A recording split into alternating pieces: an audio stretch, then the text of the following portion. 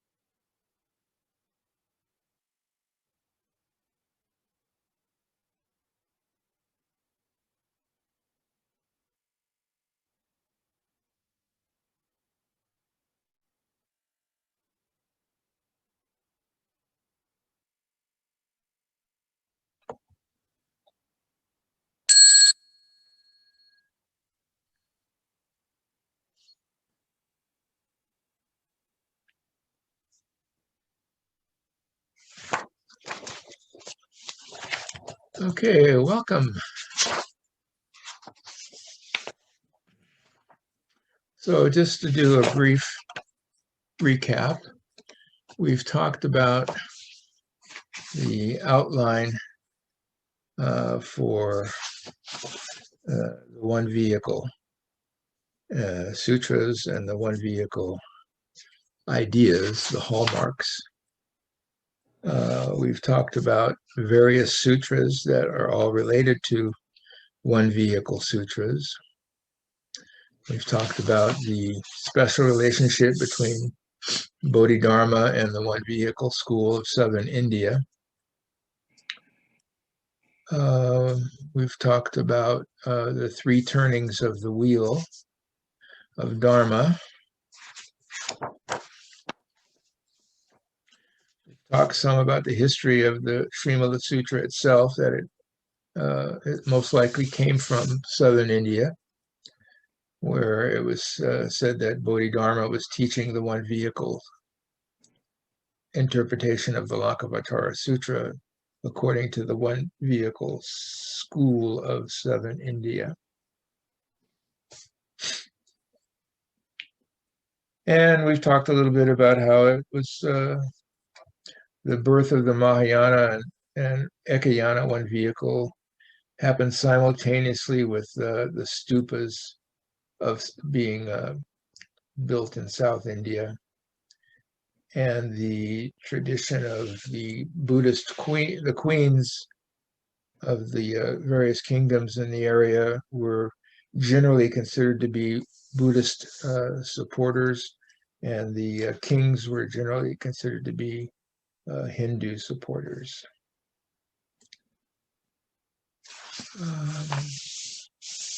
And we also talked lastly about the structure of the sutra, using the final section, which I call the entrustment section, that showed the titles and organization, and also related how the Buddha tells the sutra to Ananda and Chakra, otherwise known as Indra, the Deva, so that we know, according to the narrative, that this sutra came from the Buddha and was given to Ananda to propagate among the humans, and given to Chakra to propagate among the Devas. That's important because of the question of the Buddha's word, the Buddha Vakana. This is a sutra which is, interestingly, most of what's said in the sutra is said by Queen Srimala. So it becomes important not only in the body of the sutra that Buddha is saying, oh, that's good, Queen Srimala, very good, keep talking, keep articulating the Dharma in this way.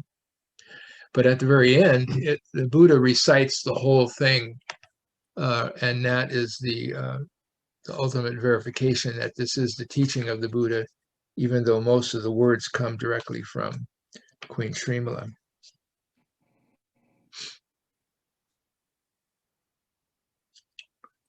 So we're going to get right into the part one, section one. And to do that, I'm going to go back and reread the dedication I've prepared for entering into this sutra. Dedication of the lion's roar.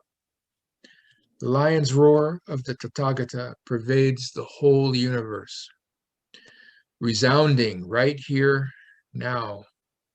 We give thanks to the world-honored one, to Queen Srimala, to all the generations and ancestors of the lineage of the one vehicle, and to all the true children of the Tathagata, for protecting and handing down this lion's roar. We sincerely and humbly dedicate the virtuous merit arising from receiving, maintaining, reading, and reciting this lion's roar to all beings everywhere, so that they may accept the real Dharma and directly and personally be able to hear and proclaim this lion's roar. All Buddhas throughout space and time, all awakened beings, great beings, the perfect and complete one vehicle. So let's go to part one, section one. Well, let's see, part one is titled The Severance of All Doubts. Again, we discussed how this title comes from the entrustment section. And what it does is it has three sections. Section one is called Praising the Virtuous Merit of the Tathagata's True Reality and Primary Meaning. Section two, The Inconceivably Great Proclamations And section 3, the great resolutions that embrace all resolutions.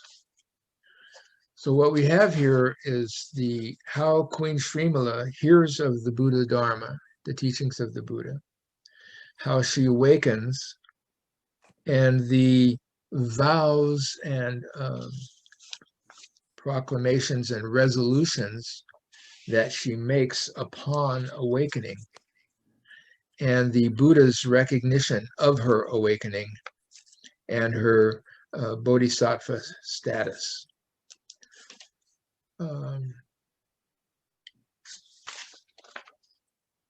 And these are all pretty meaningful because this is the first time that anybody has recorded the idea that a female bodhisattva is given the sign by the Buddha that she will become a Buddha in a Buddha field.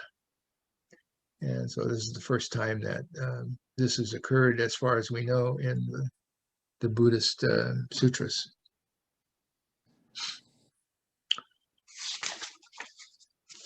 And it's that this whole process from her hearing about the Buddha Dharma to Buddha giving her the sign and her vows and resolutions that together are titled the severance of all doubts, because it refers not only to the severance of Queen Srimala's doubts about the Dharma, it also is severance of all of our doubts about what's going on and why Queen Srimala is the protagonist of this sutra. So let me begin with the reading.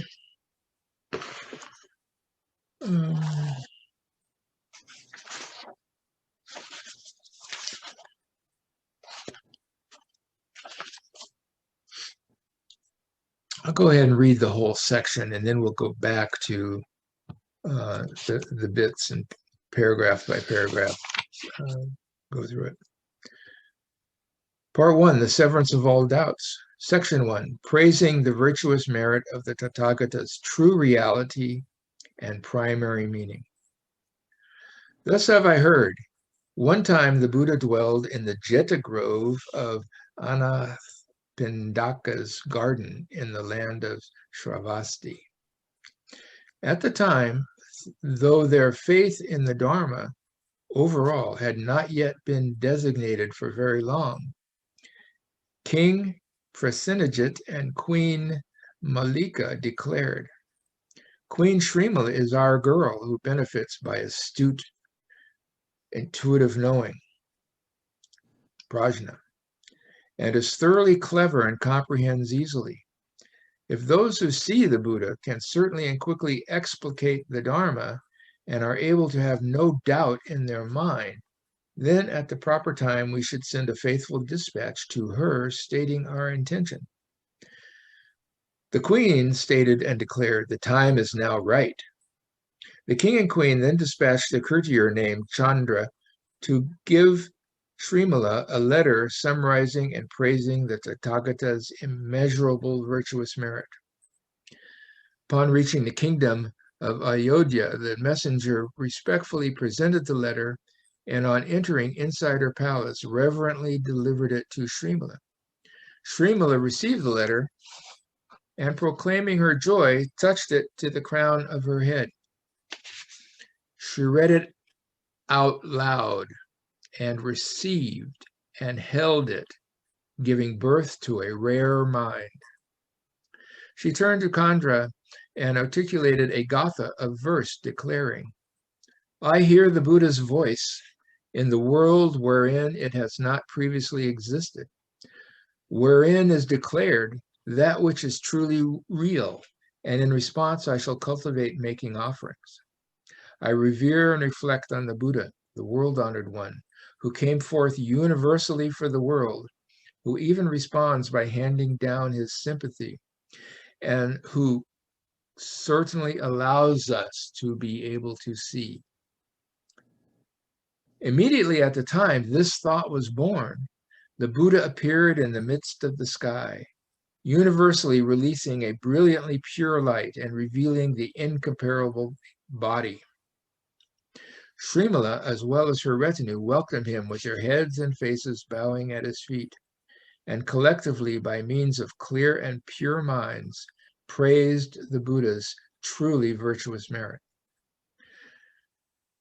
The Tathagata's wondrous body of form has no equal in the world, is incomparable and inconceivable.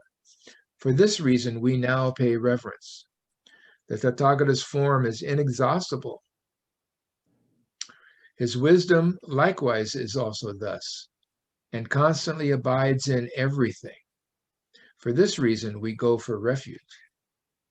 The subjugator of the mind's surpassing evils, as well as the 4 kinds of evils associated with the body, already has arrived at the state of difficulties under control. For this reason, we bow to the King of Dharma. You blaze with knowing everything. You are autonomous with the body of wisdom. You embrace and maintain everything. For this reason, we now pay reverence. We pay reverence to the one who passes beyond the measure of prestige. Pay reverence to the one incomparable to categories. Pay reverence to the one of endless dharma. Pay reverence to the one difficult to conceive. Cover and protect us with your sympathy, and allow the seeds of dharma to grow far and wide. In this world and in later births, we resolve that the Buddha always accept us. For a long time, we have stood firmly by you, and already in previous worlds have opened up awakening. Now again we accept you, and in the lives not yet to come, we will even do so. We have made virtuous merits to manifest in the present and in remaining worlds. So it is that the multitude of virtuous roots are only for the resolve to see and accept.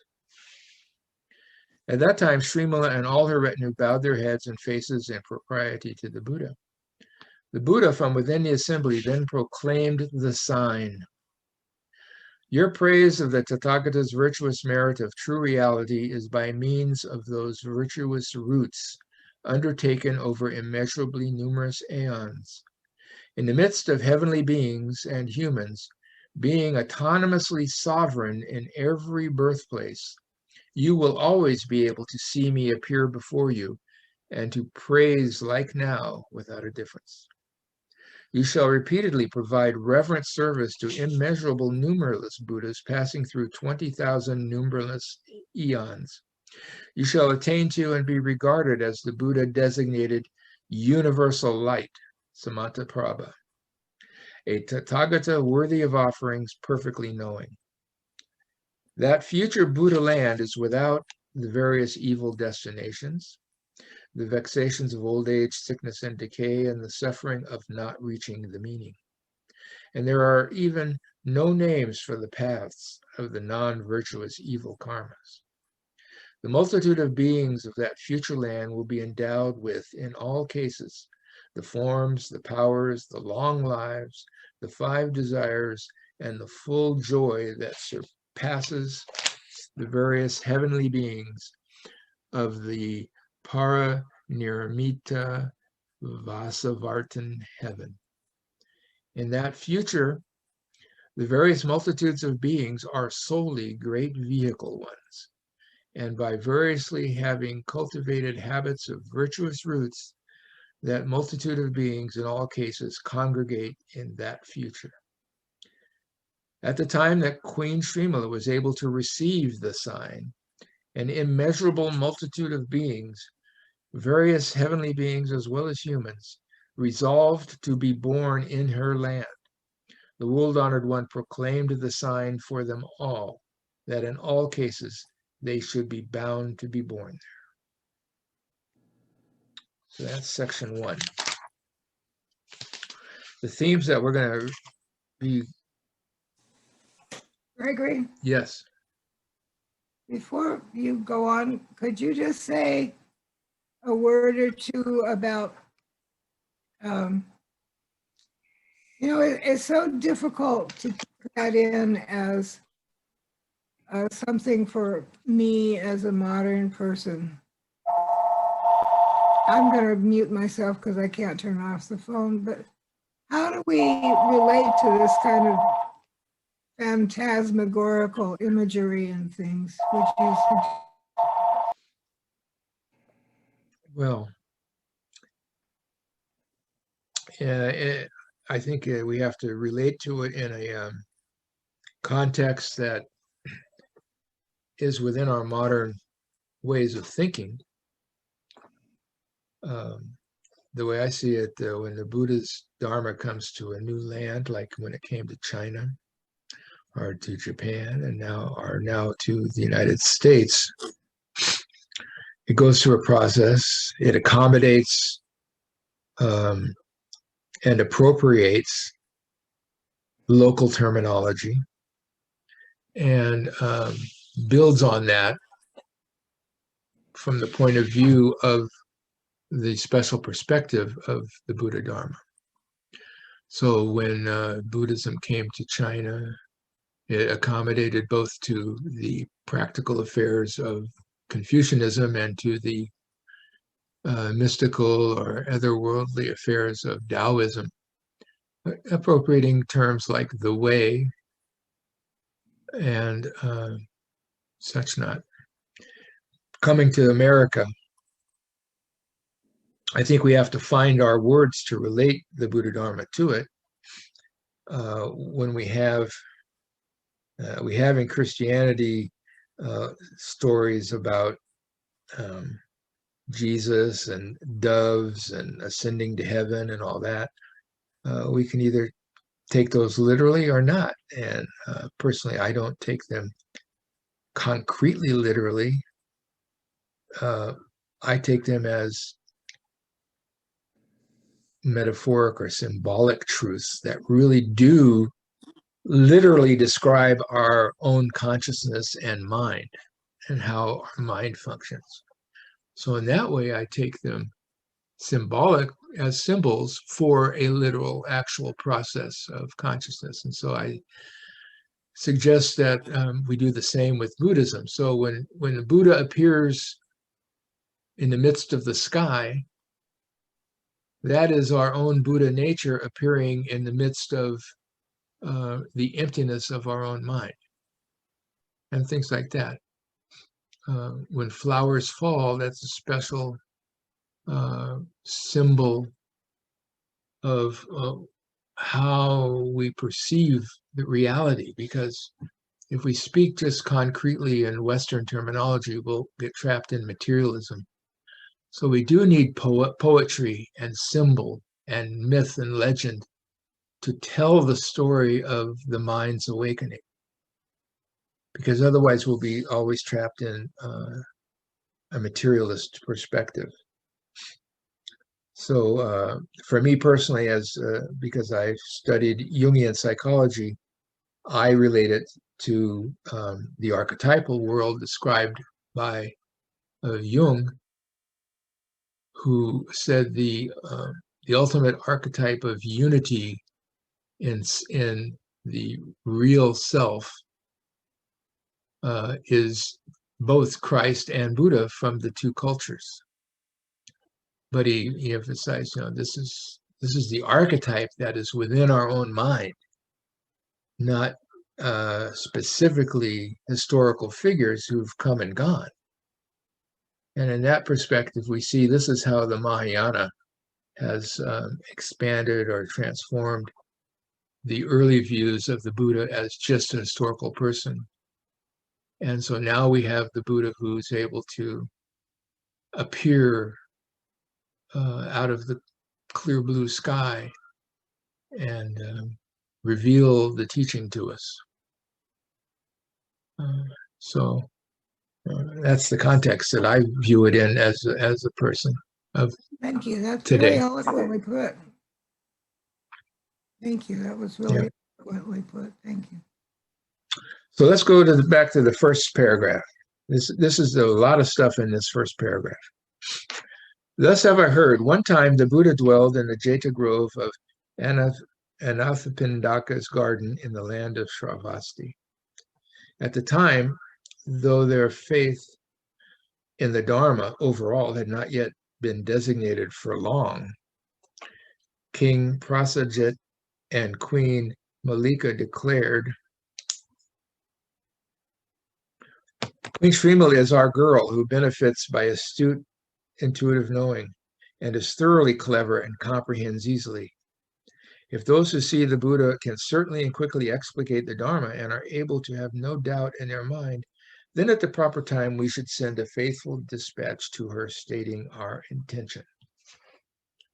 So we have, of course, the opening words, thus have I heard, which tells us that this was a sutra given by the Buddha. And of course, in the narrative, in the internal narrative, it's this is Ananda, who's the original one who says, thus have I heard, because the Buddha, after this whole story, returned to the Jeta Grove, where Ananda was waiting for him to come out of his samadhi. I'm assuming that in the Jeta Grove, Buddha would be sitting there in meditation posture in a deep samadhi, while his, and we'll get to this later, his transformation body was the one that appeared to Queen Srimala and her retinue. So at that time, though their faith in the Dharma overall had not yet been designated for very long, Queen Malika and King Prasenajit were basically newly acquainted with the Buddha Dharma. We can assume that basically what happened was during his travels, the Buddha had passed through their kingdom, and they took the opportunity to hear his teaching. Most frequently, what would happen is the royalty or the rich merchants would do a vegetarian meal for the monks and the Buddhas and his retinue. And it was on these kinds of occasions that the nobility would be able to hear the teaching without having to go out into the forest and whatnot. The place, the Jeta Grove of Anath Pindaka's garden, he was a very rich merchant. You might say he was as rich as a Bill Gates or Jeff Bezos of his time in his locale. And so he had this giant garden. It's called his garden, but it was a giant preserve wilderness, or not necessarily wilderness, but a park, giant park. In that park, there was a grove called the Jeta Grove that had been set aside for the Buddha for the 3 months rainy day period. So he had basically set up a vihara, which was where the Buddhas would stop during the rainy day period. I think I mentioned before that it was during these rainy day periods where all the monks who knew the various sutras, if the Buddha wasn't at the vihara that they were at, they're all sharing their stories, saying, thus have I heard, to each other, so that those with the best memories were able to keep the most stories and pass them on the following year at the next vihara rainy day retreat. So this Jeta Grove had been donated to the Buddha, to the Sangha, for the Sangha to use at every rainy day retreat. And it was one of the favorites of the Buddha. So there are many sutras saying when the Buddha dwelled in the Jeta Grove, um, locating that as the location of where he gave the sutra teaching. I like it where this is my translation, but I think it's quite accurate. Queen SRIMALA is our girl. Don't we love it when the parents are so proud of their daughter? She's our girl, and she is smart as a little firecracker. She benefits by astute prajna, which I translate as intuitive knowing. That's a relatively literal translation. Pra meaning before, and jna meaning knowing. So I'm calling it intuitive knowing because it's the knowing that is before our intellectual cognitive knowing.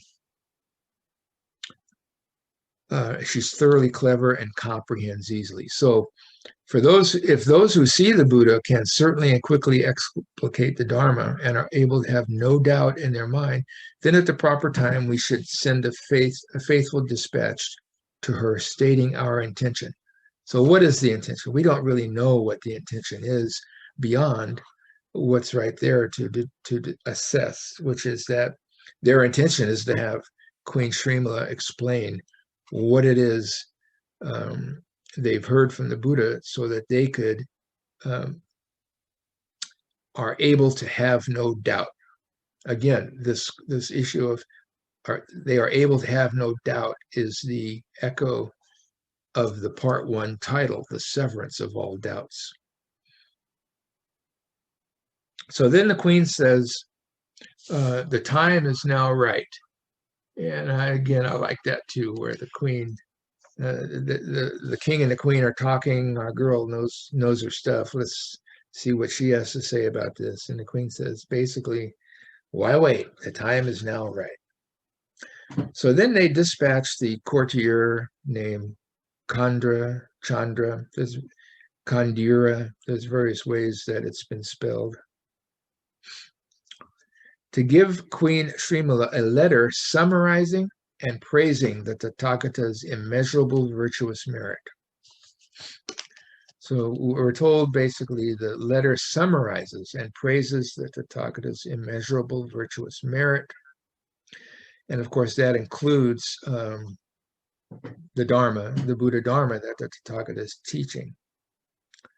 This concept of our idea of virtuous merit is one of the most important concepts in this section and provides the foundation for the whole sutra and, in fact, for Queen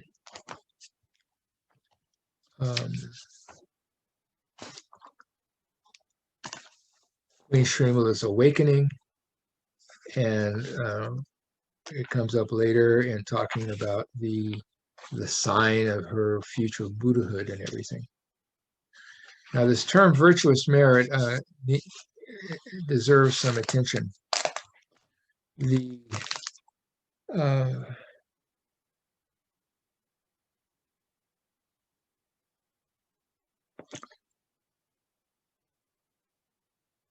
Sutra identifies 2 kinds of virtuous merit, and this is very important.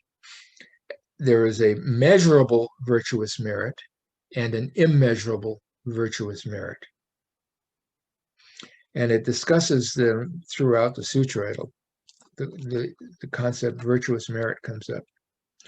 The measurable kind is the virtuous merit of the 3 vehicles, with the measurable results of blessings received and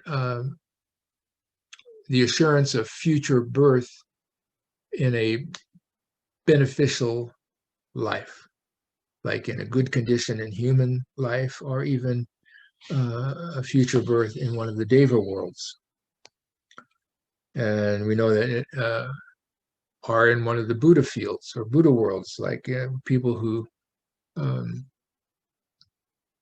aim to be reborn in the Western land, the Western Buddha land. Then the immeasurable kind of virtuous merit is that of the one vehicle that is inherent in the Dharma body. This first mention of virtuous merit praising the Tathagata's immeasurable virtuous merit is one of the code words or key words that tells us this is a one vehicle sutra, that the merit is immeasurable. Now, this also brings up the important question of, I think, to help understand it, why this is related to Zen and the one vehicle, is this comes up in the Platform Sutra of WHEREIN. The Chinese translation is called Gong Dei. Gong meaning merit and Dei meaning virtue.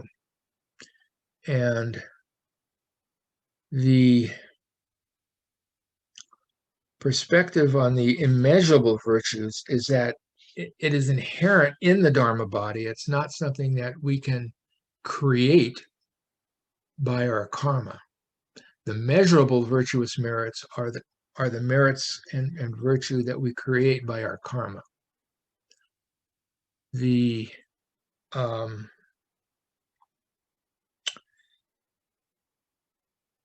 let's see. So in chapter 3 of the Platform Sutra, he's talking with I think it's one of the official about cultivating blessings. So I'm going to read from my translation. The master stated, if there are doubts, ask immediately, I shall so articulate. So here we go again. This is all about clearing up doubts. Official Wei stated, Venerable, isn't that which you articulate certainly the purpose of the lineage of great Master Bodhidharma? The master stated, indeed. The official stated, your disciple, meaning himself, your disciple has heard when Bodhidharma first converted Emperor Wu of Liang, the emperor said the question, in our whole life we have built monasteries, approved monks, bestowed cloth, and arranged vegetarian meals. What merit virtue or what virtuous merit is there? Bodhidharma declared, in truth, there is no virtuous merit. Your disciple has not yet penetrated this principle and hopes the Venerable will articulate it. The master stated, in truth, there is no virtuous merit. Don't doubt the declaration of the previous sage, meaning Bodhidharma. Emperor Wu's mind was mistaken and did not know the correct Dharma, or the real Dharma. Again, we have part 2 is about the real Dharma. So Bodhidharma did not know the real Dharma. To build monasteries, approve monks, bestow cloth, and arrange vegetarian meals is called to seek blessings. It is impossible to employ blessings in that case as virtuous merit. Virtuous merit is present within the Dharmakaya and is not present in cultivating blessings. The master again stated, seeing the nature, that's kinsho, is merit. Evenness, or equanimity, is virtue. Having no obstructions in every thought moment and always seeing the root nature's true reality and marvelous function is called virtuous merit. So I think that dovetails exactly with the issue raised here in this first section about the Tathagata's virtuous merit. This is how the virtuous merit of the Tathagata is immeasurable, and why Bodhidharma said no merit, or no virtuous merit, because he was referring to the measurable virtuous merit, not the immeasurable virtuous merit. So it goes on next. Just a second, Gregory. Yeah. Can I untwist a minute? He, meaning Emperor Wu, was referring to the measurable merit of providing vegetarian meals and other things like that and building monasteries. Right. Asking what merit is there in that, and Bodhidharma says, well, in truth, there isn't any, because that was the measurable stuff rather than the immeasurable. Yeah, Bodhidharma, you could say Bodhidharma was being cruel or being generous by saying something so stark to jar the awareness of Emperor Wu. Because Emperor, he could tell, I'm taking it that Bodhidharma could tell that basically Emperor Wu was counting his blessings, trying to, pat himself on the back. What a good boy am I. I've stuck my thumb into the Buddha pie, pulled out a great big plum of virtuous merit because I've given all these things to the Sangha. And Bodhidharma was trying to bring him down from trying to measure his virtuous merits and see that there's this immeasurable perspective or context. Now, Bodhidharma and the whole Zen lineage thing it's a little terse, to put it mildly. And so a lot of people don't quite understand why he was so terse in that way, why it was like he couldn't explain. But yeah, yeah.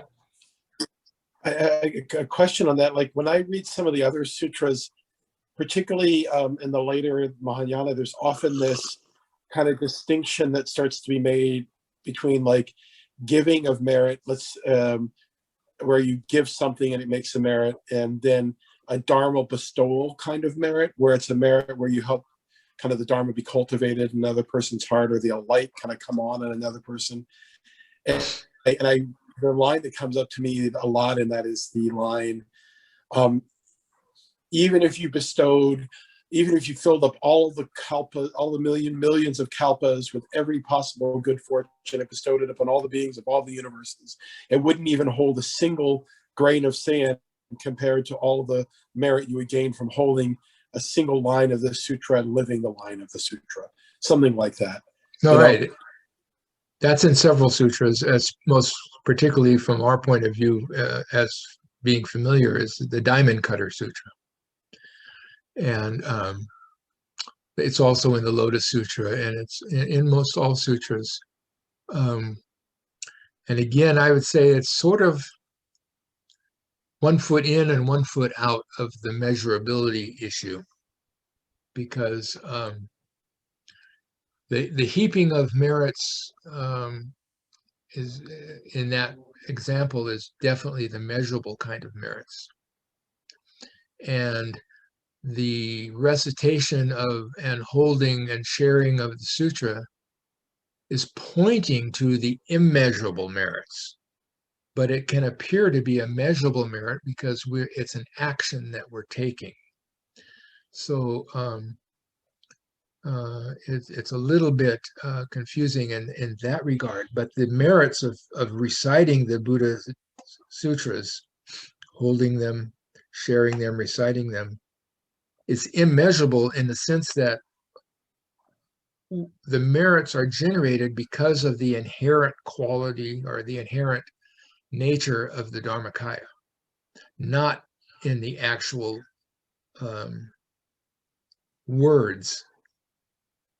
But again, like the Lankavatara says, it's the words that point to the meaning. We can't even point, we can't communicate and share meaning without the use of words. But don't get trapped in the words as conveying, as the meaning. The meaning is not in the words, but is conveyed with the words. And that's the same way it is in that example of reciting the sutra, as whether it's measurable or immeasurable. The words in reciting it appear to be measurable, but what the meaning is the immeasurable part. And that's where the true virtue of reciting the sutra comes from. And almost all the Mahayana sutras have that declaration near the end of them. about how important it is that for the person to pick up this sutra and recite it. It's a little bit of a, I take it as an in joke that every sutra says that about itself, and then you get people who take it literally and then put that one sutra above all others because it says that in that sutra, and they basically aren't paying attention to the fact that most of the Mahayana sutras say that. So it's not the case that just that one sutra it does it, and the others don't.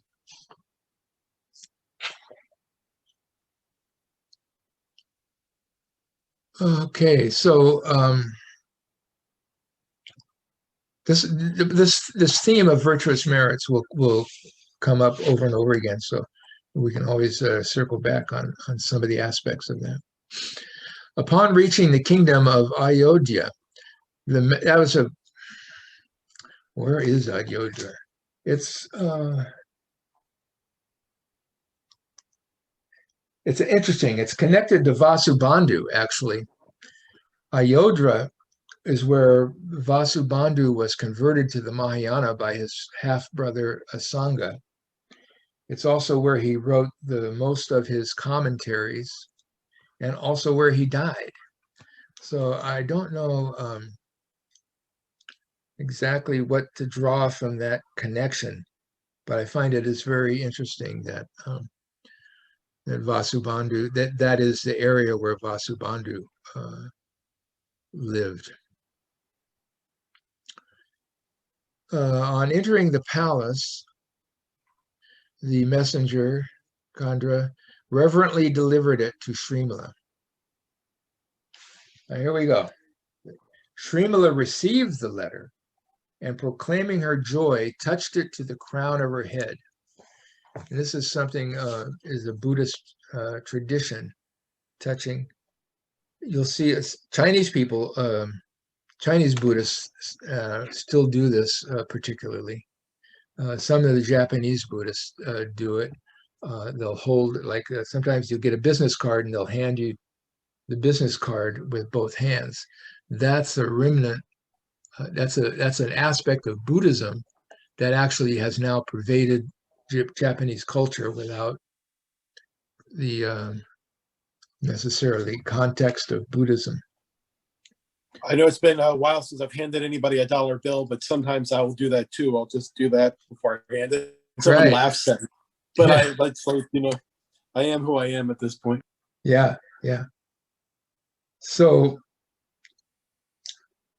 now we got four things in a row. She read it out loud. She received it. She held it, and then it gave birth to a rare mind. She read it out loud and received and held it, giving birth to a rare mind. Now this, I think this is giving birth to a rare mind is, should be noted as one of the symbols of the female again that appear here and there. That this line describes Srimala's awakening. And that awakening is called giving birth to a rare mind. But it comes about by her reading the letter that contains, remember, the what the parents had learned of the teachings. She reads it out loud. I think that's very important. She receives it, meaning she's not received the words of the letter, she's received what she's read, the meaning. And she holds it, meaning she embraces it, she feels it, every connotation you can think of in holding what she just read. And so those three things immediately give birth to a rare mind. Now, this is very fascinating to me. Diana Paul says something which I find very bizarre in this context. Could you remind us who she is? She's the woman who wrote The Buddhist Feminine Ideal. Okay, thank you. And she's the person who basically gave us the second translation after the Wayman's translation. And I much prefer hers. And she's the person I agree with that Gunabhadra is the best text for translating this. But she does do something, and she talks about certain things which I find problematic. And one of them is she makes a claim that Tathagata Garbha sutras and Tathagata Garbha teaching share what's called, she calls the meditational opening of the sutra. So she says here, under a section called the meditational opening of the sutra, in both the Tathagata Garbha Sutra and the Srimala Devi, that's Queen Srimala, Simananda, Lion's Roar Sutra, the role of meditation is dominant in the opening of the text. She says in the Srimala Sutra, there is a combination of both the act of meditation and the subsequent awakening of the mind to the thought of enlightenment. Now, I would ask you just to go back to this sentence. She read it aloud and received and held it, giving birth to a rare mind. Where's the meditation in that? The only way you can find meditation in that is if we say that word held it creates is a meditation action. I don't see it so much as a meditation as a samadhi.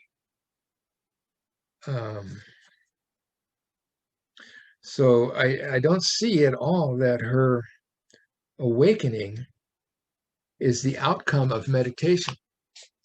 In fact, I think it's best compared to the awakening of WHEREIN, the sixth ancestor.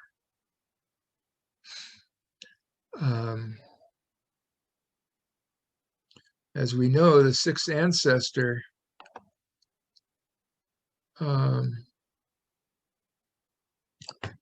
was not versed in Buddha Dharma at all. They called him illiterate, but illiterate might just basically means he wasn't able to read or write. It doesn't mean he was dumb. So he was taking care of his mother. His father had been demoted from the capital and was having to live the life of a commoner, and then he eventually died. And WHEREIN was taking care of his mother by selling firewood. You'll see there's a picture, that Zen source book has on the cover the picture of WHEREIN chopping firewood. So he goes into town with his armload of firewood and goes into the building to sell it to the fellow who had ordered his load of firewood. Then he tells the story this way. Withdrawing through the door to go outside, I saw one customer reciting a sutra. I was able to benefit from a single hearing of the words of the sutra, and my mind immediately opened to awakening. No meditation practice involved, no anything involved, except hearing the words of the sutra spoken out loud. And so I think that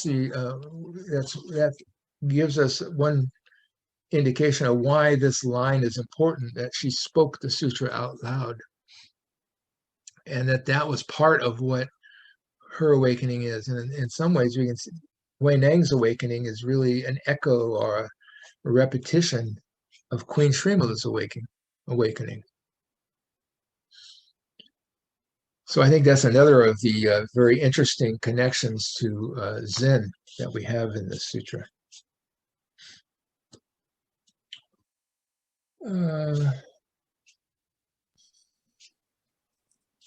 Okay. Huineng's insight feels marvelously different from the traditional Mahayana, in the same way the Mahayana feels marvelously different from the second turning of the wheel. I just want to say it. Thank you. You got the point. So then she goes into, and she recites the Gatha, and basically this is the tradition of on somebody awakening, they recite their awakening Gatha. And she recites, I hear the Buddha's voice in the world wherein it has not previously existed, wherein is declared that which is truly real, and in response I shall cultivate making offerings. I revere and reflect on the Buddha, the world-honored one, who came forth universally for the world, who even responds to handing down his sympathy, and who certainly allows us to be able to see. So this is basically her acknowledgement of her awakening through the very traditional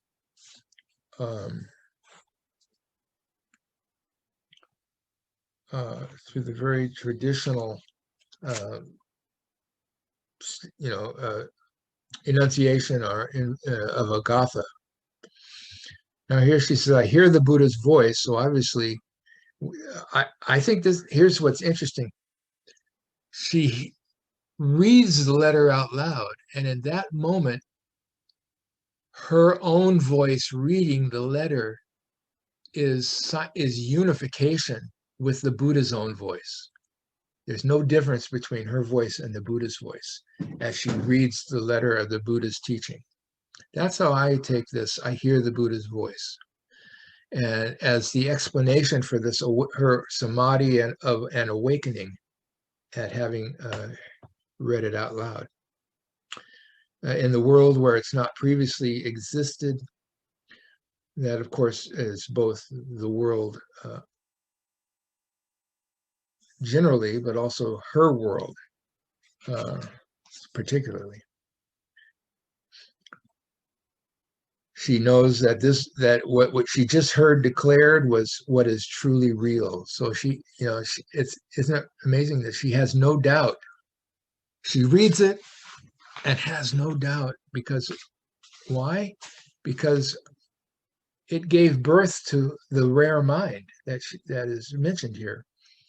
And that rare mind is, of course, the awakened mind. And that mind doesn't have to look outside of itself. Our mind on awakening, we don't have to look outside of ourselves. And in response, I shall cultivate making offerings.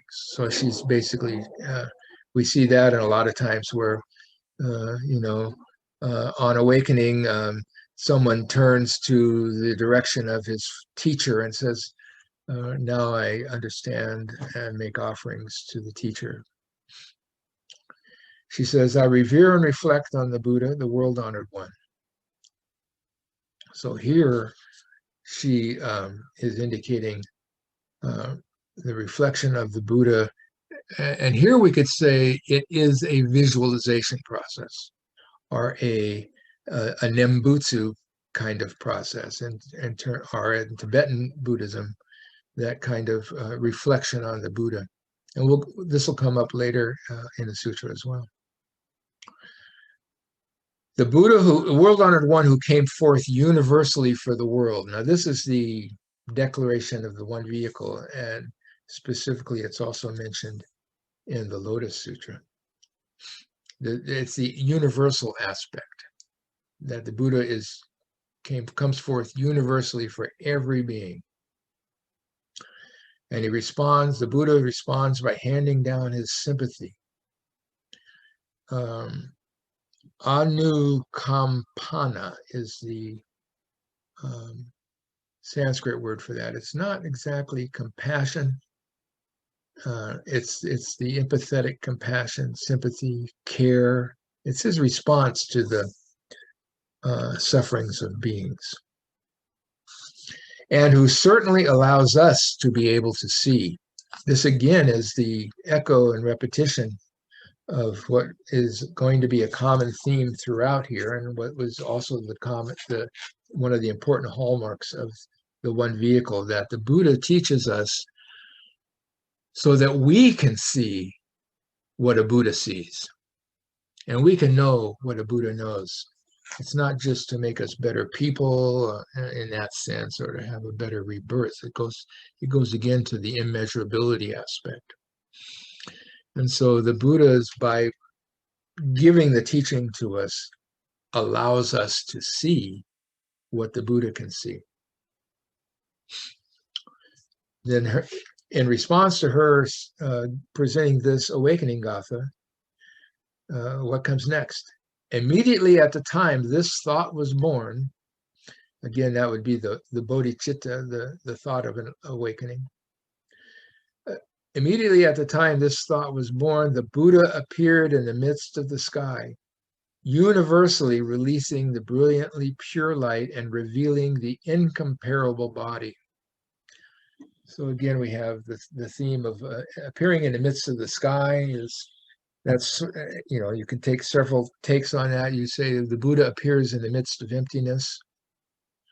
The Buddha appears in the clear blue sky, in the sense that the clouds have all been dispersed. And in the Lankavatara Sutra, it says that synonyms for the Tathagata are the sun and the moon. And this again is the symbology of we can see the sun and moon when the clouds of obstructions and obscurations are dispersed.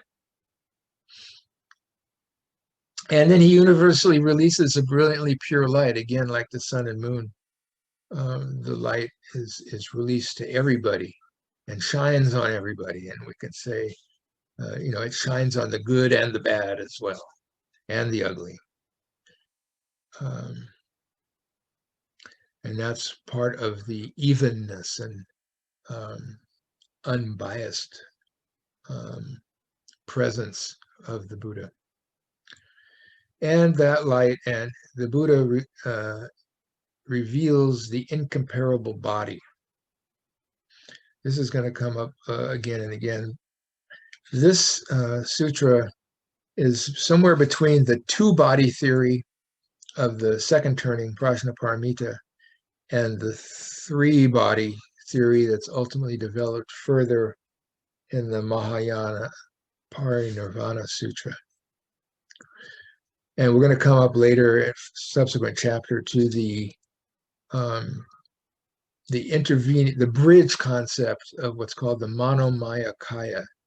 The mano meaning mental, maya meaning phantom or apparition or created kaya body. So it's the mentally created body, or the mentally apparitional body. And this body is what we're talking about. That the Buddha is revealing to Srimala. And so I take it that this part, the supernatural or narrative part of this, is that the Buddha has traveled in what in the 60s we called the astral body, from the Jeta Grove. In the three-body scenario, the Buddha's Nirmanakaya is sitting in the Jeta Grove, and his Sambhogakaya is the one that goes to visit, is the aspect that visits with Queen Srimala. More will be said about this later on. Srimala, as well as her retinue, welcomed him with their heads and faces bowing at his feet. What else could you do when the Buddha appears out of the sky?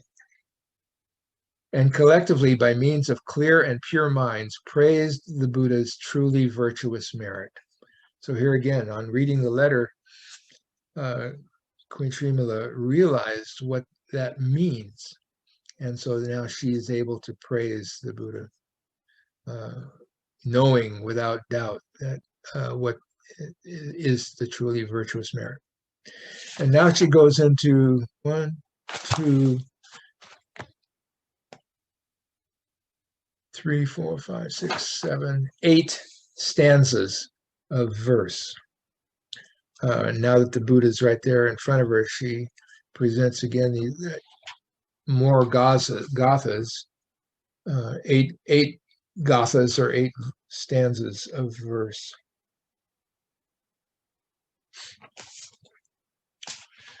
It begins with, the Tathagata's wondrous body of form has no equal in the world, is incomparable and inconceivable. For this reason, we now pay reverence. So now here, the incomparable body is now labeled the body of form, Rupakaya. At this juncture of the sutras, it was still formally presented that the Buddha had 2 bodies, the Rupakaya and the Dharmakaya. But here it's called the wondrous body of form. Now, form, rupa, literally means shape and color. So what we're talking about is the shape, the body that has shape and color. And then later on, this idea of the body that has shape and color was divided into 2. One was the human physical shape and color of the Buddha, called the Nirmanakaya. And the other was the glorious, wondrous shape and color that shoots out light from all the pores and shoots out this brilliant light and can do all these marvelous things, appearing anywhere and everywhere.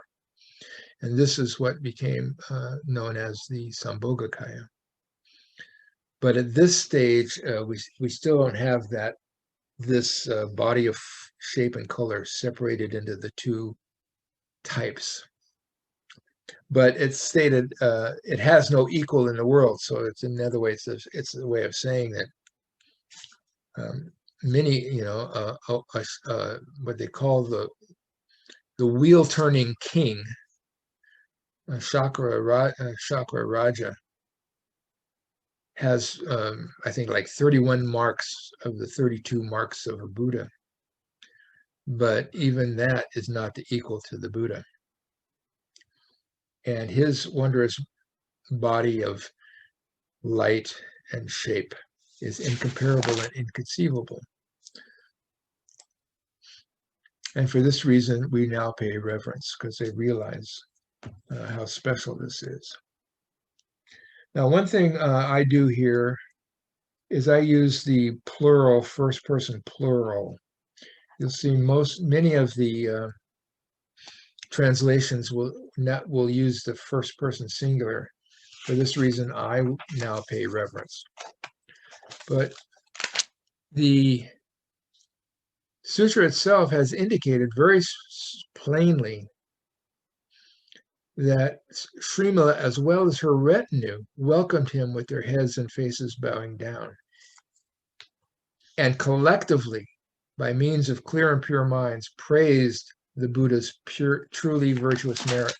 So I read Srimala's declaration here as we, not I, because she's speaking for herself and the whole retinue of people who are there witnessing this marvelous event. Are there any textual clues to that in the translation? Or is that more kind of evocative? Any textual clues?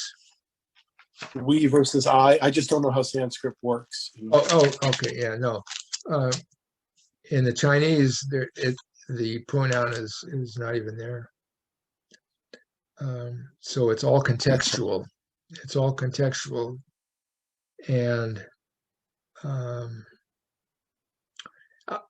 what I was explaining was why I read the context as she's speaking for the whole retinue collectively, because that word collectively and retinue are in the sutra.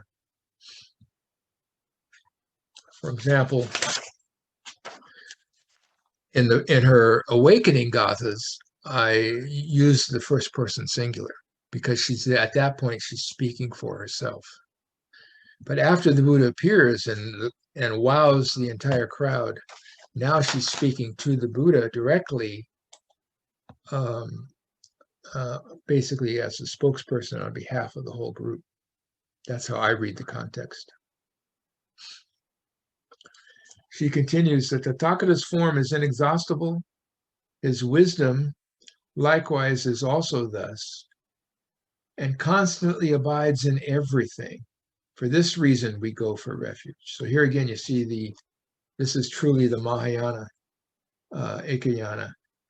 His wisdom, the Chinese translation, the Chinese uses the term jhana prajna, or prajna jhana, depending on how you read the syntax. And so I translate it as wisdom. When it just uses the one term jhana, I translate that as knowledge. So here, his wisdom is inexhaustible. His form is inexhaustible, which means he can appear anywhere and everywhere, whenever needed or called upon. His wisdom also is inexhaustible because it never runs out. He can teach forever and is endless. And he constantly abides in everything. This is the thing, this is the Mahayana clue that where we say the Buddha nature pervades the entire universe. This is the Tathagata's nature constantly abides in everything. There's nothing that is separate from or outside of the nature of the Tathagata. For this reason, we go to refuge. So the first one was, for this reason, we pay reverence because of how incredible the Buddha is. Now, how incredible his wisdom is, and this idea of constantly abiding in everything. Now, for this reason, we go for refuge. Next, the subjugator of the minds, surpassing evils, as well as the four kinds associated with the body, already has arrived at the state of difficulties under control. For this reason, we bow to the King of Dharma. The subjugator of the mind's evils is one of the epithets of the Buddha, the subjugator.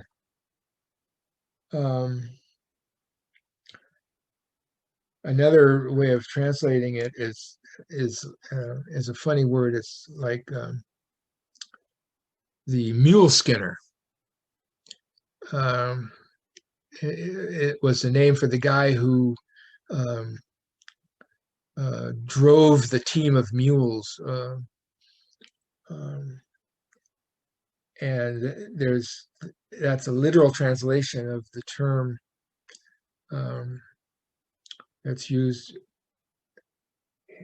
for the Buddha as the subjugator of the mind's evils, in the way that the driver of a mule team or the driver of a team of oxen subjugates the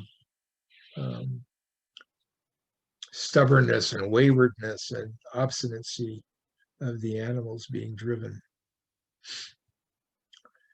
So they're talking about the surpassing evils. Those are typically considered to be the 10 bad doings that are the contrary to the 10 precepts that we know, as well as the four kinds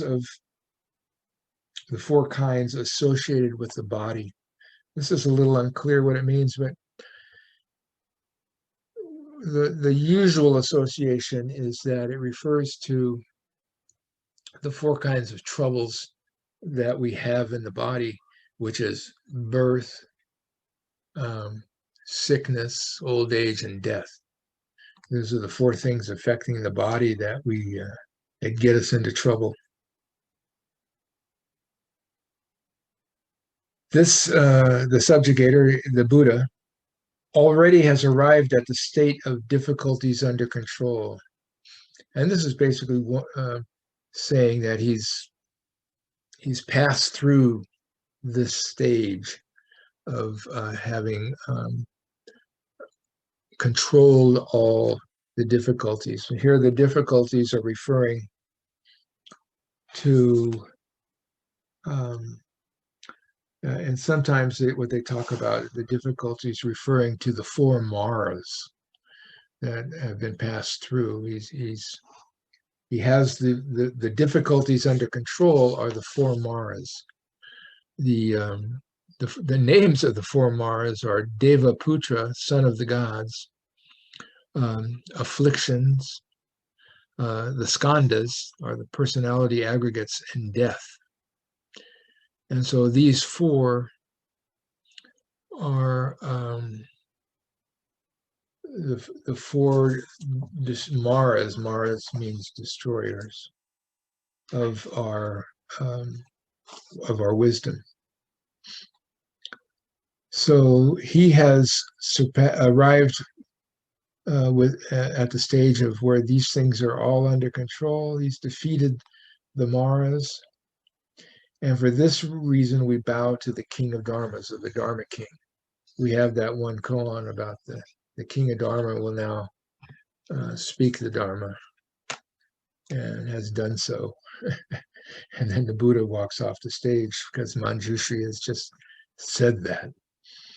So, the King of Dharma is the final stage of a bodhisattva, as he transitions from being a bodhisattva to the Buddha, now receives the title King of Dharma. Then she says, you blaze with knowing everything. You are autonomous with the body of wisdom.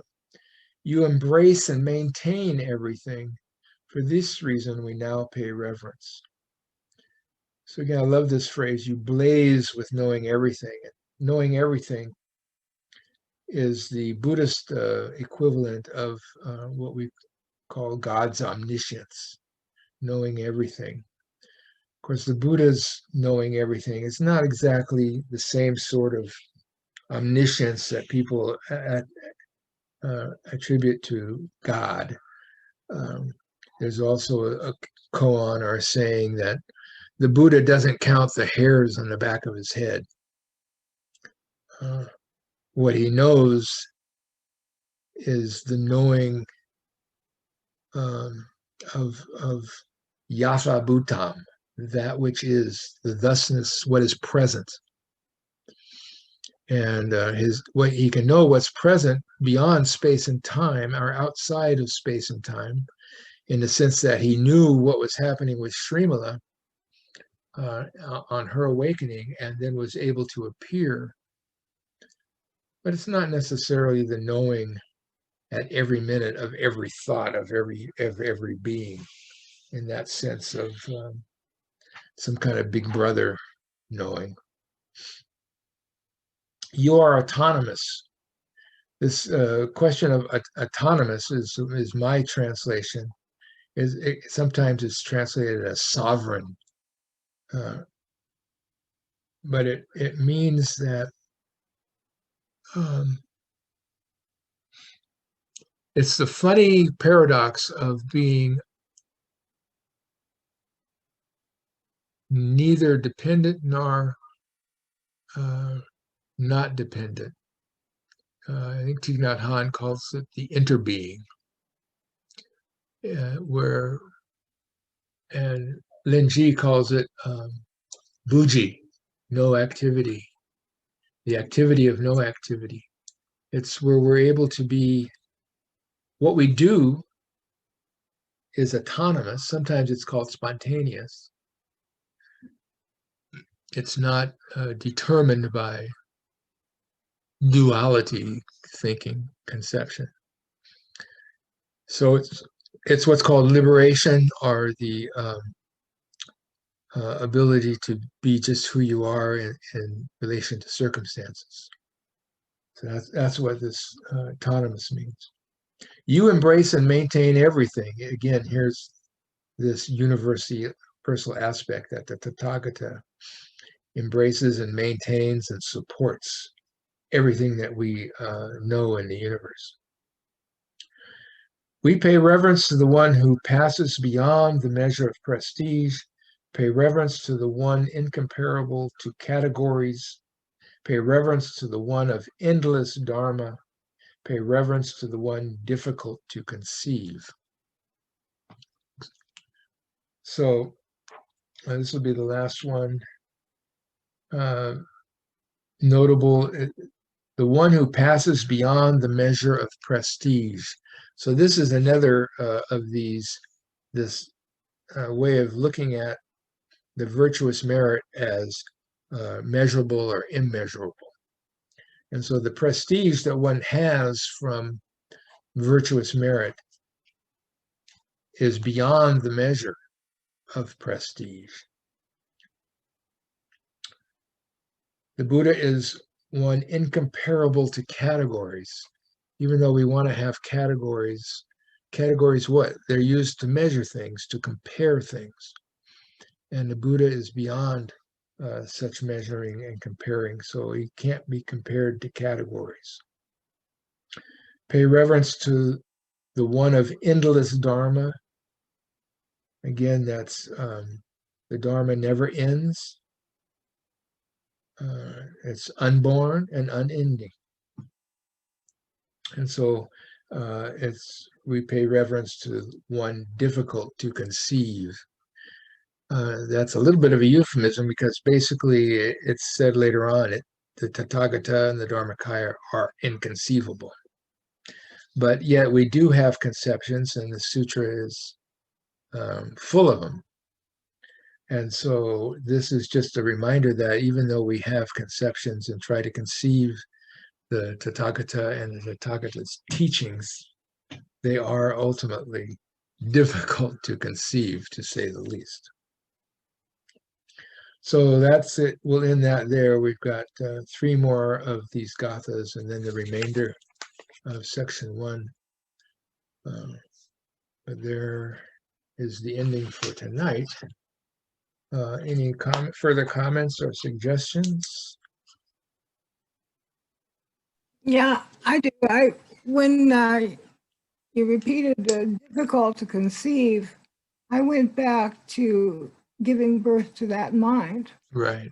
Yeah, that's good. Yeah. Yeah, there's a different twist. Well, that's fun. No, that's a good twist on difficult to conceive. I like that. I don't know if the Sanskrit has that same double connotation, but certainly it is definitely worth us making that connection. That to conceive the mind is giving birth, is being difficult. It's definitely the birth of a rare mind.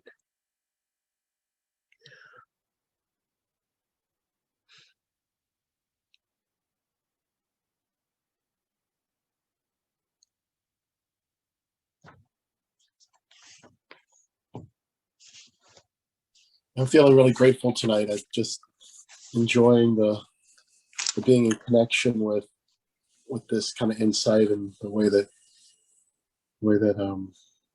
the gives birth to itself inside of her, and it helps.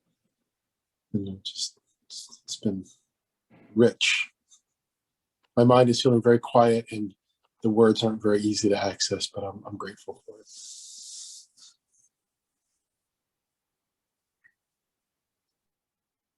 Oh, here, let me say this. Just because we're talking about giving birth to, I want to just share a part of the Platform Sutra. And it'll come up later, I believe, as well. Huineng is talking to a monk who's been reciting the Lotus Sutra thousands and thousands of times. I think he brags that he has recited it by memory 3,000 times. Is this the one that wouldn't bow, or was that a different one? No, No, that's a different one, yeah. But he was a little bit high on his full of himself in bragging that he had recited it 3,000 times. And WHEREIN says a couple things which I just pulled out. That which is the one great affair is the knowing and seeing of the Buddha. Again, I've mentioned that this is the theme of Queen Srimala as well. Worldly people are outwardly confused by attaching to appearances and inwardly by attaching to emptiness.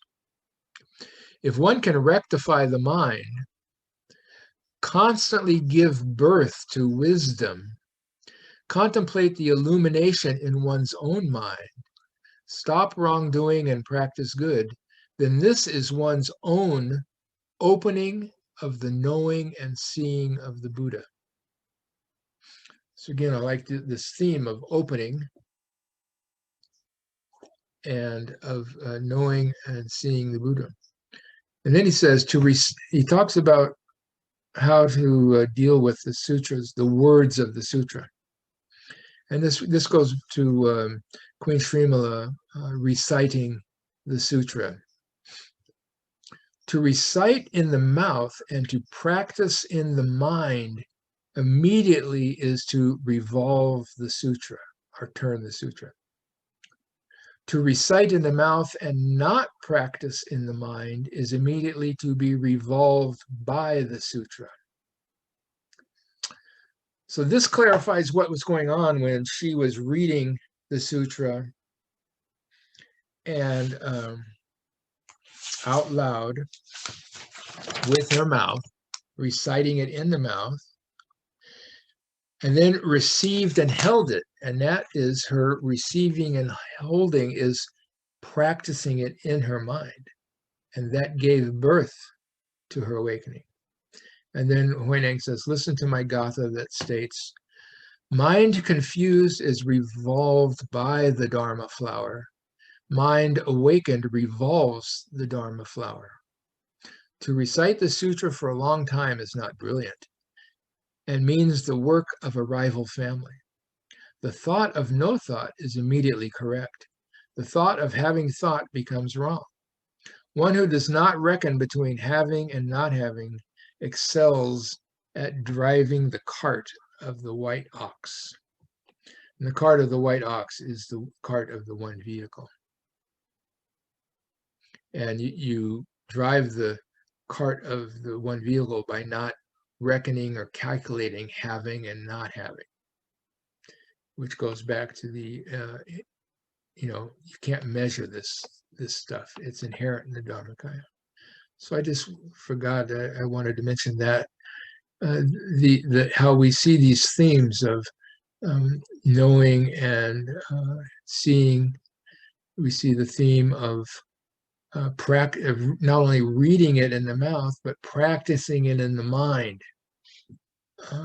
is what makes the sutra alive. Whereas if we just recite it and do not practice it in the mind, the sutra is not alive. It's not turning around. And again, he says constantly to give birth to wisdom. And that theme of giving birth. So thank you for letting me add that little footnote on.